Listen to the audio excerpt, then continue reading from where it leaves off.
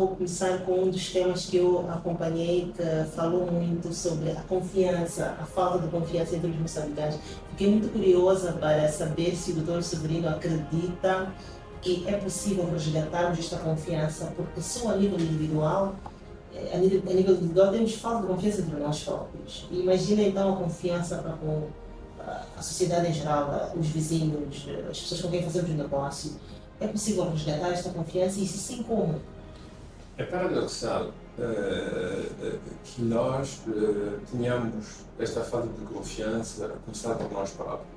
Os psicólogos fizeram tomos enormemente de literatura em volta da questão da autoconfiança. Pessoas que não progridem na vida porque não confiam nas próprias. Então, a confiança ou não confiança começa por nós.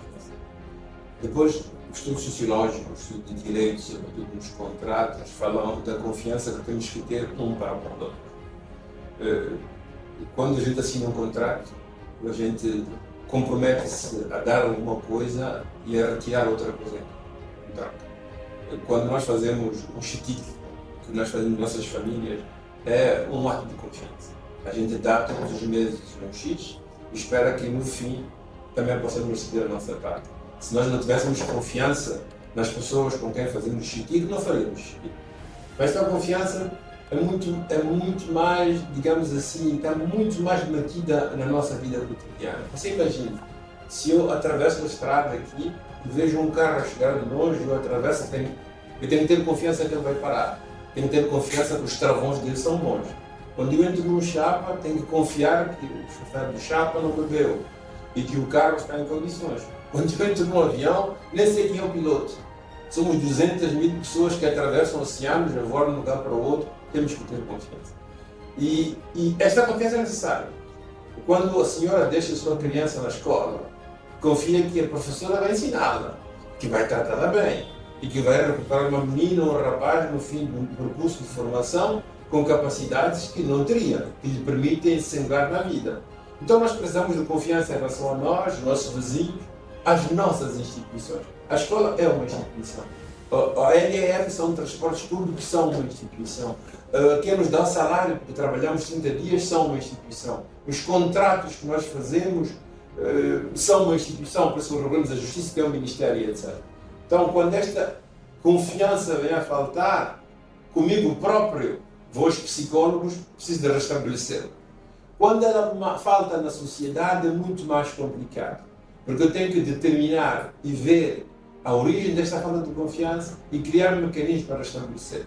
Ora, o que resulta claro em Moçambique é a falta de confiança que se estabeleceu na sociedade em geral.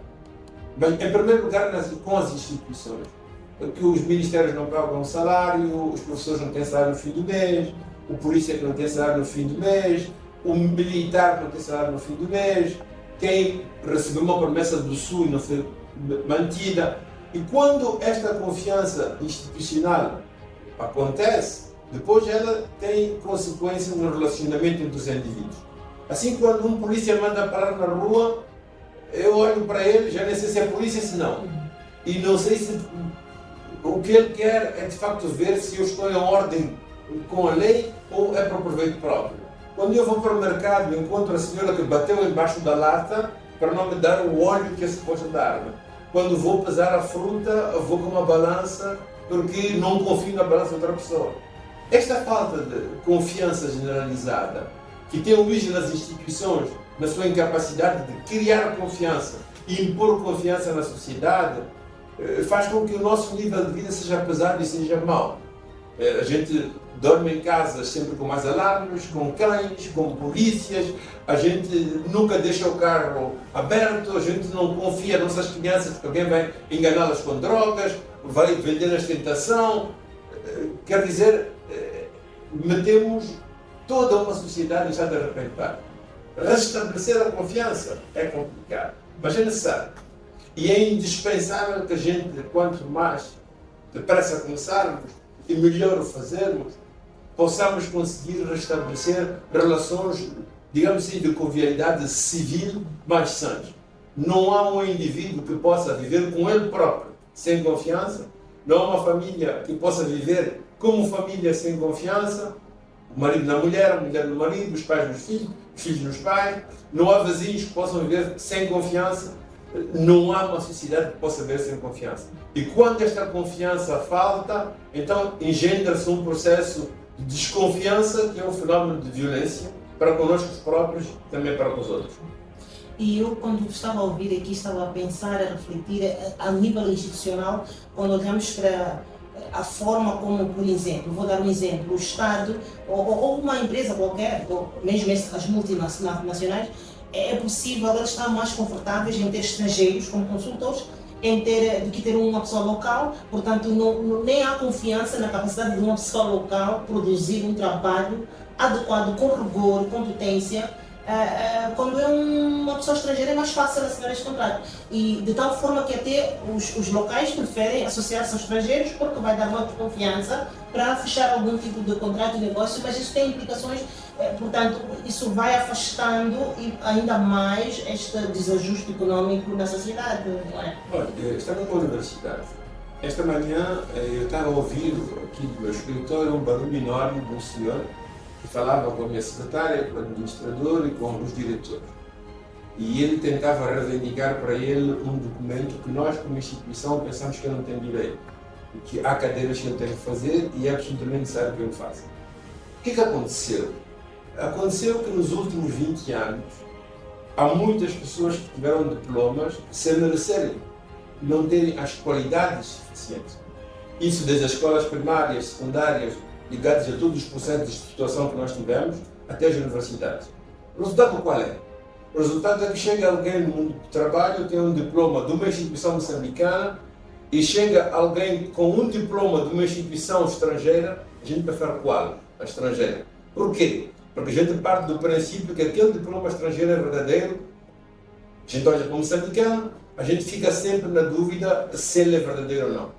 Por outro lado, a gente olha para um diploma estrangeiro onde alguém está escrito serralheiro mecânico. Nós acreditamos que aquele indivíduo é um bom serralheiro mecânico. Porque a nossa formação não foi boa nos últimos anos, a gente olha para um diploma escrito serralheiro mecânico, quando é um moçambicano, é uma instituição moçambicana, a gente desconfia. E isto é extremamente perigoso. É por isso que restabelecer a confiança significa restabelecer o equilíbrio na sociedade entre os cidadãos e as instituições, entre as instituições e aqueles que têm a regra para governar a instituição no seu conjunto, que nós chamamos de administração, se quisermos o poder. E acredita, portanto, que eu sinto que o nosso sentido de inferioridade como moçambicanos, e a África em geral, os negros em geral, temos um sentimento de tal forma que terminamos como pedintes, temos um nível de inferioridade que não existia no passado. Portanto, os nossos antepassados, eles tinham uma soberania individual firme e forte, mas tinham menos condições financeiras e económicas que podemos enumerar. Mas agora, com mais condições, nós não confiamos no nosso poder económico, no nosso poder cultural, no nosso poder, quer dizer, nem confiamos que nós somos poderosos, somos ricos como continente, como país. Entretanto, quando sentamos em mesa de negociação, vamos já com pedintes, vamos com este espírito de inferioridade. O que é que está por detrás disso? Porque no passado tinham mais confiança neles próprios, nos seus países, e tinham menos condições. O que é que está por detrás disso? Como é que revertemos essa situação? Se a senhora for para um restaurante na Judas Vinheira e for sentar-se, estiver com o seu marido e filho, e lá de si chegar uma família com uma cor mais clara, o próprio empregado vai primeiro atender os outros e só depois ele vai atender a si, mesmo que a senhora chegue relativamente bem. Qualquer lugar onde eu fui, estive em Nampula e voltei ontem, eu estava lá com um amigo alemão, um dentista, e o essencial da nossa conversa é na relação entre nós temos os dois e a relação que nós temos para com a população local, que é o nosso povo. O colonialismo, a criação de condições de inferioridade, não foram simplesmente a dominação material de um mundo sobre o outro, mas ela impactou enormemente sobre a confiança que nós temos em nós próprios. Quando eu digo em nós próprios, é nós como indivíduos, mas é noutra pessoa que é igual ou parecida connosco. Nós, como a senhora estava a dizer muito bem, é muito mais fácil de confiar na palavra de um americano, ou porque o embaixador sueco, ou a embaixada suíça, ou não sei o que disse, do que alguém que faz parte de nós próprios. E se isto já era presente na maneira como a dominação foi feita, o complexo de superioridade e inferioridade foi criado durante séculos de escravatura e de colonialismo, os últimos anos da nossa governação, em que nós fomos perdendo um pouco de confiança que nós tínhamos nas nossas instituições, fomos perdendo um pouco de confiança nos diplomas que nós oferecemos, nas capacitações que vamos dando, na educação que vamos fornecendo. O que acontece?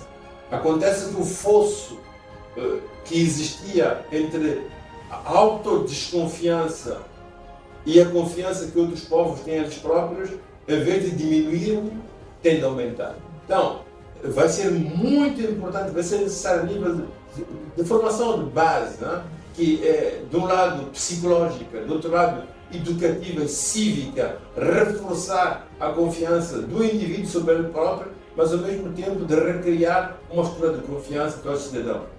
Nos países ditos protestantes, na Europa ou no mundo protestante, muitas vezes, antes de fazer a assinatura no papel, dão-se a mão. Esta ideia de olhar o outro nos olhos, dar a mão e dizer deal, como dizem os americanos, basta dizer deal, a coisa está feita. Então tu olhaste, viste nos olhos do outro a certeza e a confiança que te permite acreditar que aquilo que ele disse que ia fazer, ia fazer. Muitas vezes os donos das empresas fazem o tal deal, viram as costas, depois deixam os funcionários pequenos arrumarem as coisas escritas. Quer dizer que a confiança está ali. O que nós temos na nossa maneira de ser, em relação a nós próprios, por todo o nosso historial é desconfiança, e essa desconfiança que tínhamos em relação a nós, ela cresceu em relação às nossas instituições e estruturas com a maneira como vivemos, organizamos-nos nos últimos 25 ou 30 anos. Mas eu quero insistir, é fundamental recriarmos, restabelecermos este estatuto e este nível de confiança para que uma vida social plausível seja possível. Imagine que a senhora não possa confiar na pessoa que vende fruta. Tem que sair da casa com o seu saco com fruta. Imagine que a senhora não acredita na professora que ensina os seus filhos. Tem que ensinar a sua própria criança na escola. Imagine que a senhora não acredite que o homem da gasolina vai meter 1 litro de gasolina no seu carro. Tem que ir pessoalmente meter. Quer dizer, nós precisamos de ter uma sociedade em que cada um exerce um papel e o faz com eficiência e conhecimento de causa necessário, engendre uma confiança social para que a vida social seja possível e possa se encaminhar de maneira positiva. Estamos aqui a viver um período de eleições, daqui a pouco vamos ter, portanto, um novo presidente da República. A nível do Estado, qual é o perfil dos dirigentes? Faz-me lembrar, eu era assessora do ministro Aíba Coroneira há uns 10 anos atrás, e houve uma crise de gasolina em fevereiro, e na altura o presidente de Lusa chamou-nos para o Conselho de Ministros extraordinário para decifrar e tomar uma solução. No entanto, na altura os ministros iam lá e o presidente de Lusa apontava um por um. Por exemplo, Severino Gueye, esqueceste que a tua mãe ficou nas palhotas lá, não há luz, andavas a pé para ir à escola. Por que agora estes que estão a fazer barulho lá fora são marginais no teu olhar? Por que quando os dirigentes, que também vêm da pobreza, quando chegam nas posições em que eles podem fazer esta mudança, alteração, reformas, etc., por que esquecem de onde vieram? Por que esquecem do pobre? O que está por detrás desta configuração mental que nos tira a humanidade quando chegamos no poder? Olha, eu queria dizer que, em primeiro lugar, vou tomar conta uma das exceções que a senhora fez. Estamos a aproximar das eleições. Viu o que aconteceu na África do Sul? As eleições da África do Sul, em 24, 48 horas, têm resultados. E praticamente depois de uma ou outra pessoa que protestaram, toda a gente acreditou que tinham resultados. Por quê? Porque a máquina administrativa, a máquina do serviço público, está talmente consolidada, é talmente transparente, que ela engendra confiança no cidadão. A gente faz transplante da mesma situação para o nosso contexto. Temos situações exatamente diversas. Quer dizer, ninguém acredita que as decisões tomadas por CNE, por exemplo, sejam verdadeiras, mesmo quando são. Por quê? Porque o que nós ensinamos às pessoas, que as pessoas experimentaram nos últimos anos, foi a não autenticidade, para não dizer a falsidade das instituições, cujo trabalho era simplesmente criar a maior transparência possível nos processos que nós estamos a atravessar e que ainda mais eram de cidadania e de democracia. Um dos problemas maiores que devemos ter agora, nos tempos que se aproximam, que já temos agora, é que a CAD ninguém acredita que ela não tinha condições para participar.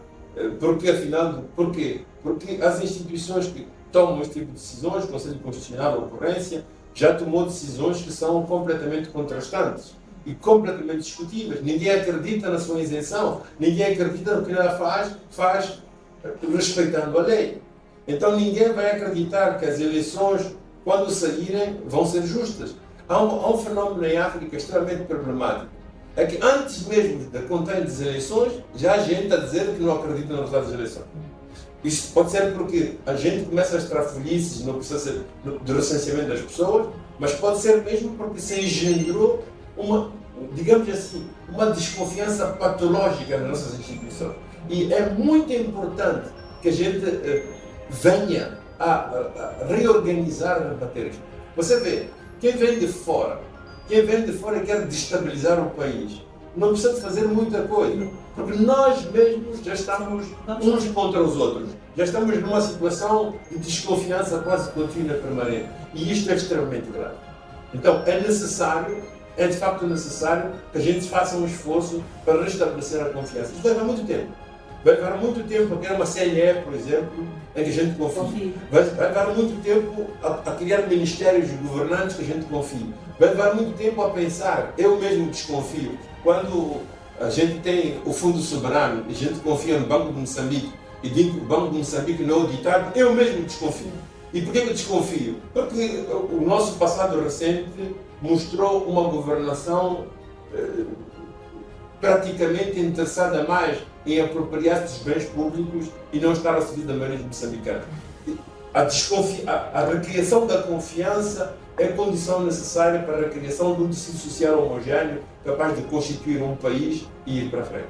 E para esta confiança, na verdade, teríamos que ter um sinal muito forte, portanto, do novo presidente que ia entrar a dar sinais claros que esta reestruturação é possível ou esta reconfiguração é possível. Acredita que isto é possível?